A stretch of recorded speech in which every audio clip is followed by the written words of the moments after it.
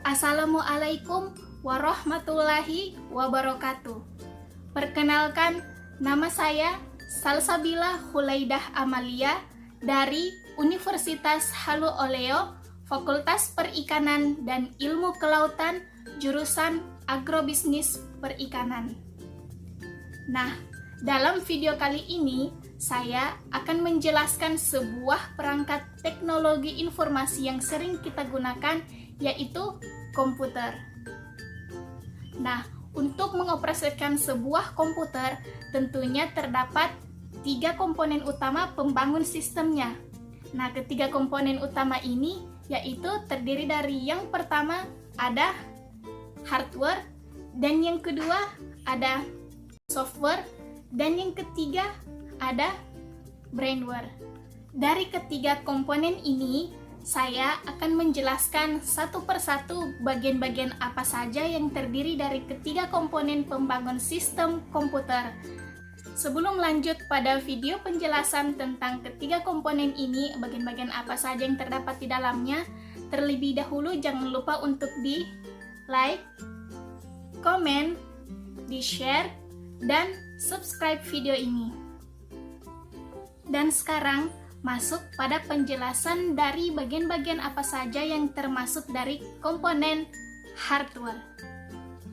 Hardware merupakan sebuah perangkat keras dari bagian fisik sebuah komputer yang secara fisiknya tentu saja dapat dilihat, diraba, dan disentuh secara langsung. Nah, bagian-bagian apa saja yang termasuk dari hardware ini, yaitu yang pertama ada motherboard. Motherboard merupakan sebuah papan induk dari komputer yang berfungsi untuk menyimpan atau meletakkan komponen elektronik yang ada di dalam motherboard.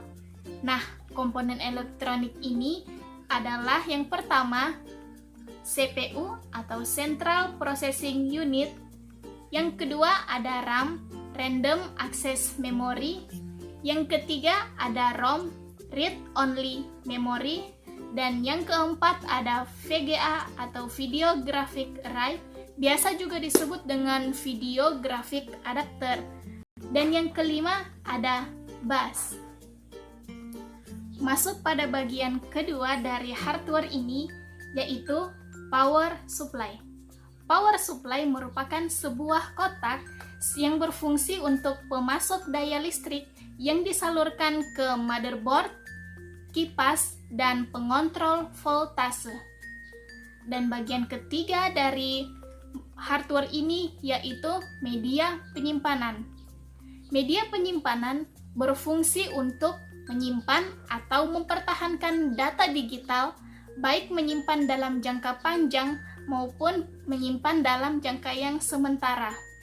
Nah, media penyimpanan yang bersifat sementara yaitu ada RAM atau Random Access Memory. Dan media penyimpanan dalam jangka panjang yaitu ada yang pertama hard disk, yang kedua ada CD atau compact disk, yang ketiga ada DVD atau Digital Versatile Disk, dan yang keempat ada floppy disk. Masuk pada bagian keempat dari hardware ini yaitu pengontrol penyimpanan. Pengontrol penyimpanan sendiri berfungsi untuk mengontrol media penyimpanan komputer seperti hard disk, floppy disk, CD-ROM dan DVD-ROM, serta driver-driver lainnya. Yang termasuk dari pengontrol penyimpanan ini ada 3 macam, yaitu pertama adalah IDE atau Integrated Development Environment, dan yang kedua ada SCSI atau Small Computer System Interface, dan yang ketiga adalah SATA atau Serial Advanced Technology. Masuk pada bagian kelima dari hardware ini yaitu pengontrol komputer bus. Di dalam sebuah komputer tentunya terdapat berbagai macam soket. Nah, soket inilah yang berfungsi untuk mengontrol hubungan antara komputer dengan perangkat komputer lainnya. Nah, perangkat tambahan komputer yang dimaksud itu adalah yang pertama scanner dan yang kedua printer. Dan masuk pada bagian keenam dari hardware, yaitu sound card. Sound card merupakan bagian yang akan mengkonversi signal dari papan sistem agar kemudian dapat diproses oleh speaker. Dan bagian ketujuh dari hardware ini yaitu jaringan komputer. Jaringan komputer terdiri dari berbagai komponen yang berfungsi untuk menghubungkan komputer dengan suatu jaringan. Nah, yang termasuk dari jaringan komputer yang biasa kita jumpai yaitu yang pertama ada router dan access point, yang kedua ada hub dan switch, yang ketiga ada wireless card, dan yang keempat ada modem. Dan sekarang kita akan masuk pada bagian ke-8 dari hardware, yaitu perangkat input. Perangkat input merupakan sebuah perangkat masukan perintah yang kemudian akan diproses oleh komputer. Nah, apa saja yang termasuk dari berbagai perangkat macam komputer, yaitu bisa dilihat pada gambar berikut ini. Yang pertama ada scanner, yang kedua CD-ROM dan DVD-ROM, yang ketiga keyboard, yang keempat mouse, yang kelima joystick, yang keenam flash disk, yang ketujuh card reader, dan yang kedelapan adalah graphic pad. Dan sekarang kita akan masuk pada bagian yang terakhir dari hardware, yaitu bagian yang ke-9, perangkat output. Nah, perangkat output merupakan sebuah perangkat luar yang berfungsi untuk mengeluarkan hasil dari pemrosesan yang telah dilakukan oleh komputer. Nah, apa saja yang termasuk dari perangkat output ini? Bisa Anda lihat pada gambar berikut ini.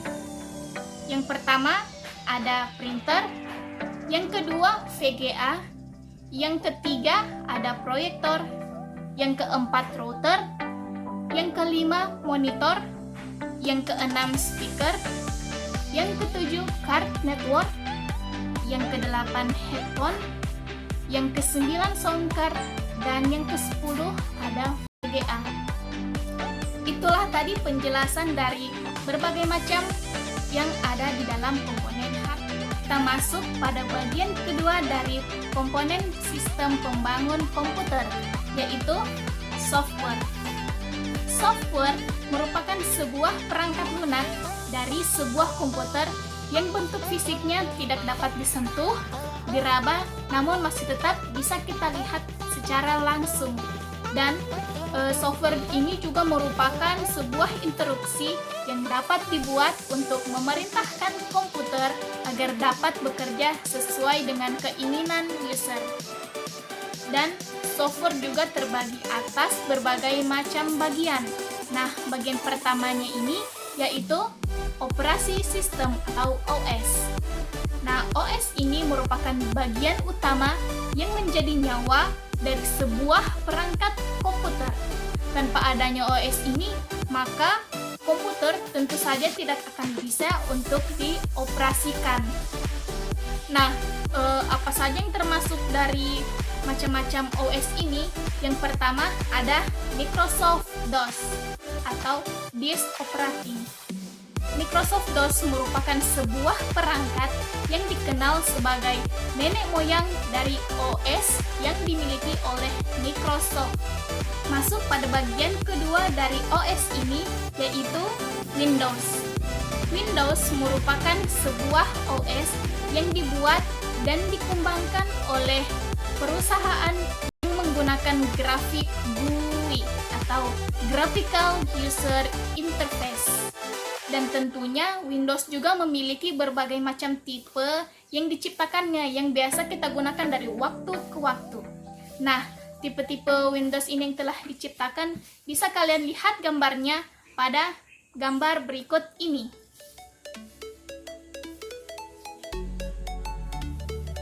Masuk pada bagian ketiga dari perangkat OS ini, yaitu adalah Linux. Linux merupakan sebuah software berupa OS pada open source yang disebarluaskan secara gratis di bawah naungan lisensi GNU atau Genius Not Unix, atau biasa juga dikenal dengan GPL, General Public License. Nah, tentunya juga Linux memiliki berbagai macam tipe yang diciptakannya yang biasa digunakan juga oleh para pengguna Linux. Ya, macam-macamnya itu bisa kalian lihat pada gambar berikut ini.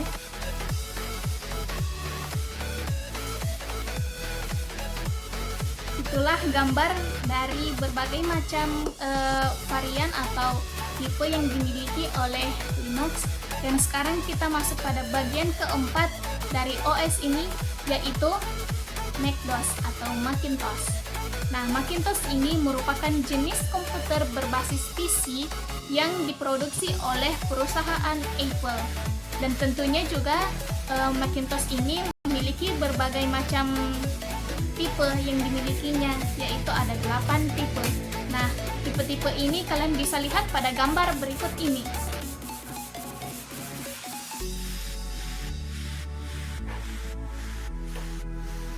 Itulah tadi bagian-bagian dari tipe-tipe Macintosh, dan masuk pada bagian terakhir dari OS, yaitu Unix. Nah, Unix ini merupakan sebuah jenis OS komputer yang merupakan generasi lawas yang banyak dijadikan sebagai cikal bakal dari munculnya OS masa kini. Namun dari segi penggunaannya, Unix ini sudah sangat jarang digunakan oleh pengguna komputer. Dan Unix juga tentunya banyak mengeluarkan varian-varian yang ia ciptakan, yaitu ada 42 varian. Namun, dalam video kali ini saya tidak akan menyebutkan atau menampilkan gambarnya satu persatu apa saja varian-varian yang terdapat dari Unix. Jika kalian penasaran apa saja varian-varian yang termasuk dalam Unix ini, bisa kalian lihat dalam description box. Tentunya ada link dan itu bisa kalian akan buka untuk lihat apa saja varian-varian dari Unix ini. Masuk pada bagian kedua dari software ini, yaitu aplikasi software. Aplikasi software merupakan sebuah program yang dirancang secara khusus untuk mengerjakan suatu proses. Nah, macam-macam aplikasi software ini terdiri dari 5 macam yang bisa kalian lihat pada gambar berikut ini. Yang pertama ada Microsoft Office, yang kedua APDF Creator, dan yang ketiga AutoCAD, yang keempat ada Makeover Stinger, dan yang kelima Adobe Reader.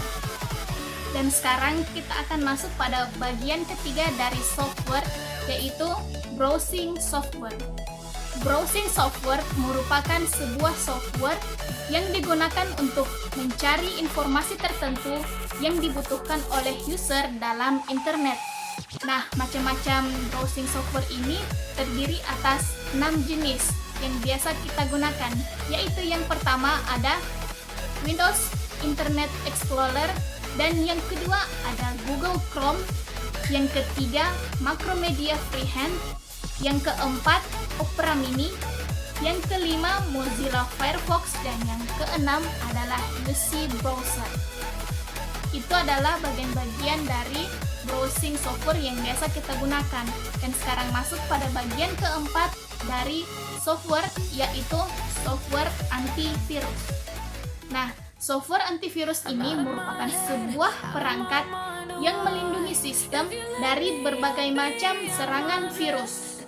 Nah, macam-macam software antivirus juga ini terbagi atas 5 macam. Yang pertama ada EVG antivirus, yang kedua WinRAR, yang ketiga Smadaf, yang keempat Norton, dan yang kelima Avast. Dan sekarang masuk pada bagian kelima dari software, yaitu driver. Driver merupakan bagian dari software yang fungsinya untuk menghubungkan sistem dengan perangkat tambahan seperti mouse, printer, speaker, dan lain-lain. Tanpa adanya sebuah driver juga, maka hardware pun tidak akan terhubung dan berfungsi dengan baik. Dan sekarang masuk pada bagian keenam dari software, yaitu firmware. Firmware merupakan software yang berupa penyimpanan yang hanya bisa dibaca dan bersifat paten sehingga tidak bisa dimodifikasi atau dikembangkan meski terdapat kerusakan dalam jaringan-jaringan fungsinya. Nah, sehingga firmware ini oleh beberapa para pakar ahli dikiranya bukanlah sebuah peranti lunak yang seutuhnya. Dan masuk pada bagian terakhir dari bagian software ini, yaitu bagian ketujuh, ada malware. Malware merupakan sebuah software yang dibuat untuk bertujuan menyusup ke komputer tertentu atau bahkan dapat digunakan untuk merusak sistem dalam jaringan komputer. Nah, jenis malware yang biasa digunakan yang pertama ada spyware atau software untuk pengintai, dan yang kedua ada adware, software untuk iklan yang tidak jujur atau tidak transparan, dan yang ketiga ada virus komputer, dan yang keempat ada software bankos. Software bankos ini biasa digunakan untuk mencuri data dari komputer orang lain. Nah, itulah tadi beberapa penjelasan dari software. Sebelumnya, saya sudah menjelaskan dua komponen utama pembangun sistem komputer, yaitu hardware dan software. Namun, jika hanya ada kedua komponen itu saja, tentu saja belum cukup untuk menciptakan sebuah sistem komputer, dan komputer tersebut belum bisa untuk dioperasikan. Nah, tentunya butuh satu komponen pembangun sistem agar terciptalah sebuah perangkat komputer yang utuh. Satu komponen utama itu yang diperlukan adalah brainware. Brainware merupakan user atau sebutan untuk orang yang menggunakan, memakai, ataupun mengoperasikan perangkat komputer. Contoh dari brainware yaitu programmer dan netter. Dua contoh itu merupakan seseorang yang sedang surfing ke internet. Nah, walaupun secanggih-canggihnya sebuah komputer, baik dari segi hardware maupun software, jika tidak ada brainware yang mengoperasikannya, maka fungsi dari hardware dan software komputer tersebut tidak akan bisa berjalan secara optimal. Nah, berdasarkan dari tingkat pengoperasian komputer, brainware juga terbagi atas 5 golongan. 5 golongan itu terdiri dari yang pertama ada analisis.